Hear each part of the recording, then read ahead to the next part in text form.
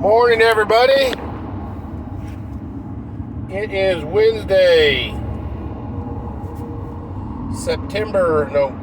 August 28th, 2024. Good morning, everybody.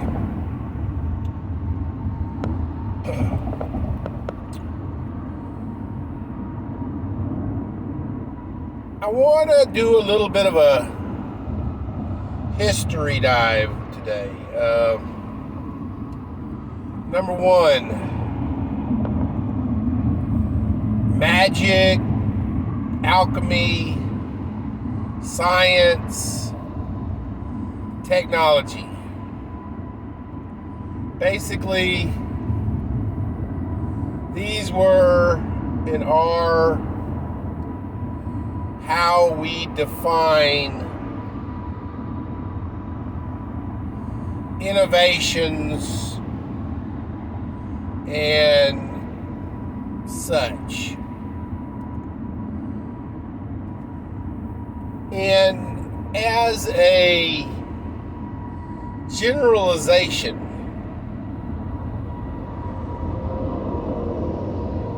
these things are benevolent. They only exist because they exist. How they are applied dictates good and evil. Same as, very similar to a gun. A lot of people are scared of guns, but you can buy a gun or not buy a gun. That gun doesn't care if it gets bought or not. That gun doesn't care if it is bought by a black man or a black woman or a white man or a white woman or a purple dinosaur buys it. It has no qualms about who purchases it. If it sits in a sock drawer from the day it is purchased till Judgment Day, it will do absolutely nothing. Same with our technology and stuff, guys. Technology has always teetered on benevolence or destruction. During wartime, technology tends to advance astronomically. Millions of dollars and yen and rubles and pounds and francs and Deutschmarks and everything else like that are poured. Global economies are poured into the latest, greatest technology to kill one another.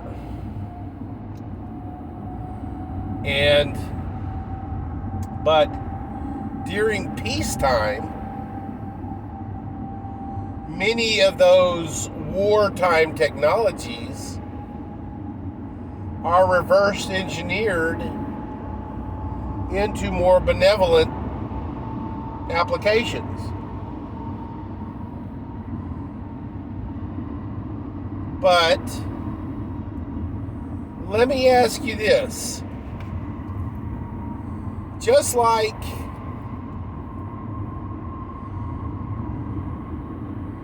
the serpent was allowed into the Garden of Eden and ultimately tempted man and woman into sinning against God, what if technology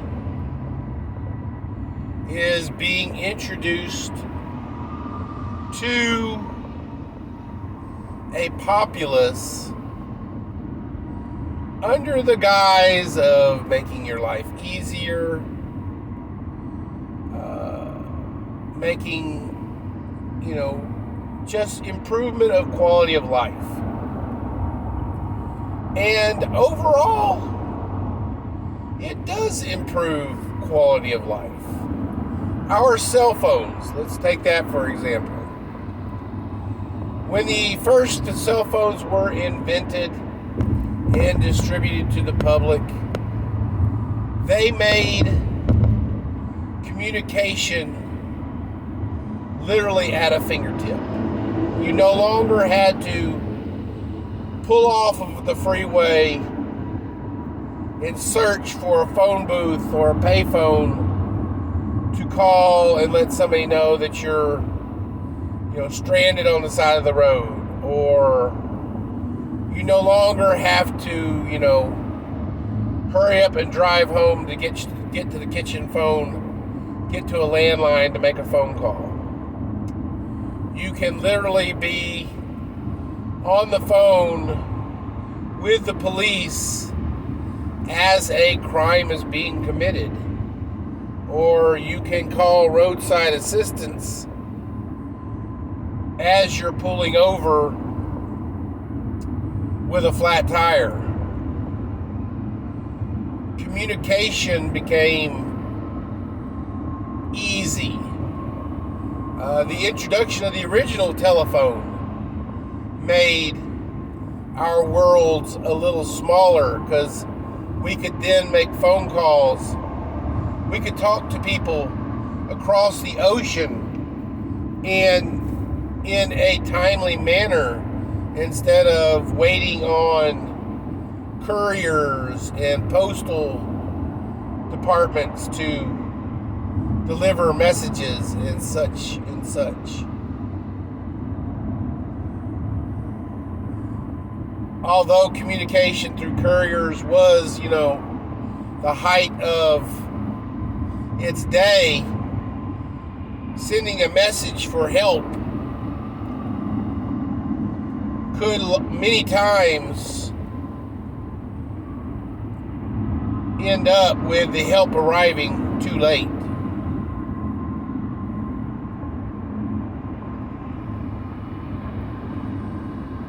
But let me ask you a question. What happens if our modern conveniences are weaponized against us? We've already seen corporate America has taken over and now weaponizes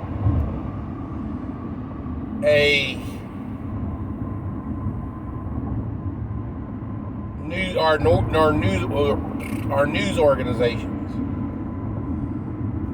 The press, which was originally designed and put forth by the Constitution of the Americas as a watchdog for our government and our society, has now been hijacked and weaponized due to corporate shenanigans. News organizations are owned by, trillionaires who have agendas.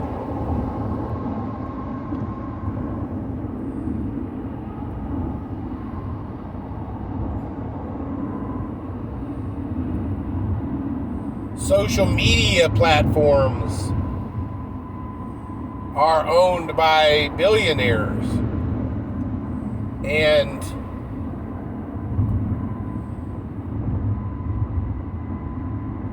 censor free speech. How do you censor free speech? Well, it falls into the fact that these platforms are privately owned.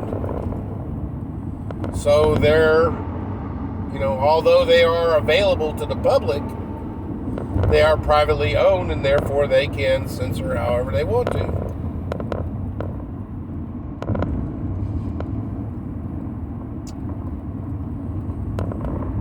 Our government, because we saw fit to allow lobbying 365 24/7, and pretty much anybody can lobby. I mean, basically they turned the word lobby from going in and expressing your concern to your congressman and stuff like that, as in, no, you come in with a suitcase full of cash and a list of complaints and or demands, and if your congressman so chooses, he takes the suitcase full of money and he votes in your favor on the House or Senate floor. So basically, our government is controlled by corporate America, who has literally the deepest pockets in the world to basically purchase any congressman or senator anywhere.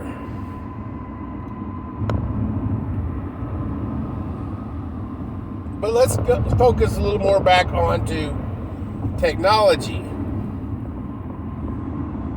A little known fact, in the early 80s, when computers and stuff were being originally offered to the public,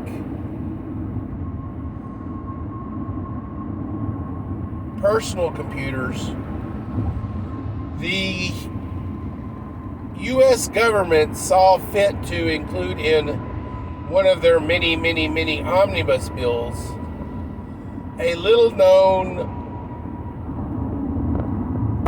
piece of pork that made it so any company that produces technology and or hardware or software cannot create such technology without a back door. Most famous example of said back door back in the days, and pretty much basically a huge red flag that nobody actually picked up on in those days, was the movie called War Games. A early generation artificial intelligence was created by a scientist, and all he really wanted it to do was play chess. Well, his AI was discovered by the military, and he was offered a sum of money and took it, and the rights and so forth of said artificial intelligence was given to the military, and that AI was reverse engineered, and it was reprogrammed from playing chess to actually strategizing war games against Russia during the Cold War. How did they actually stop this in an accidental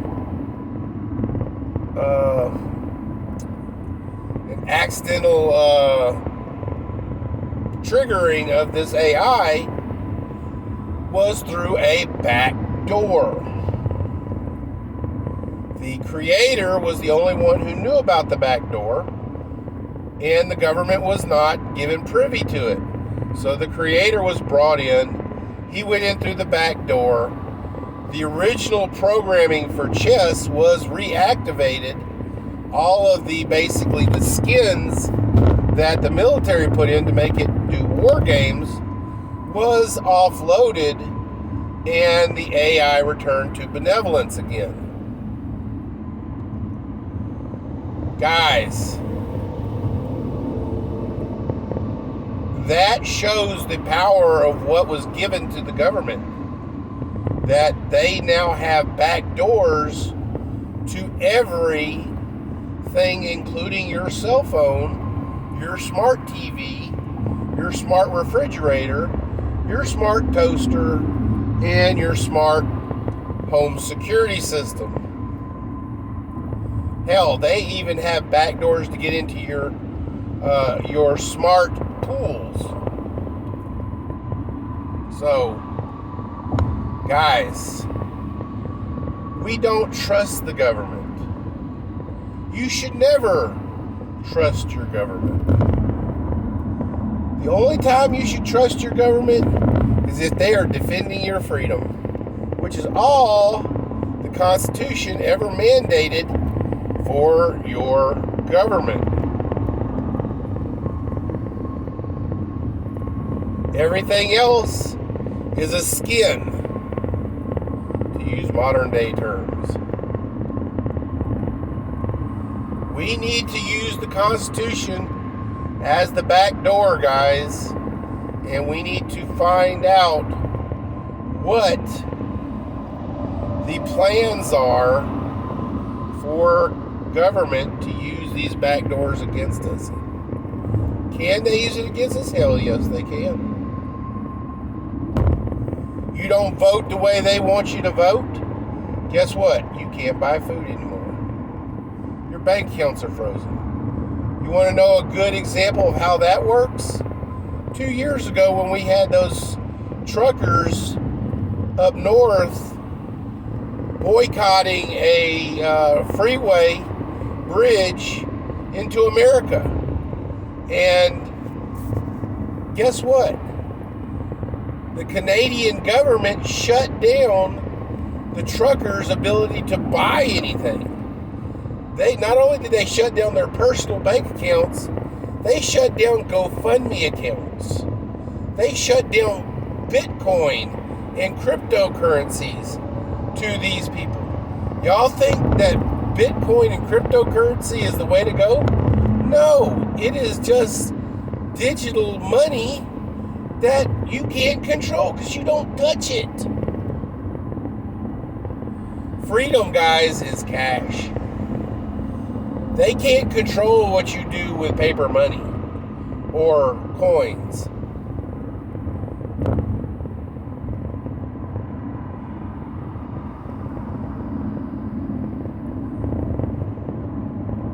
Let's go, Brandon.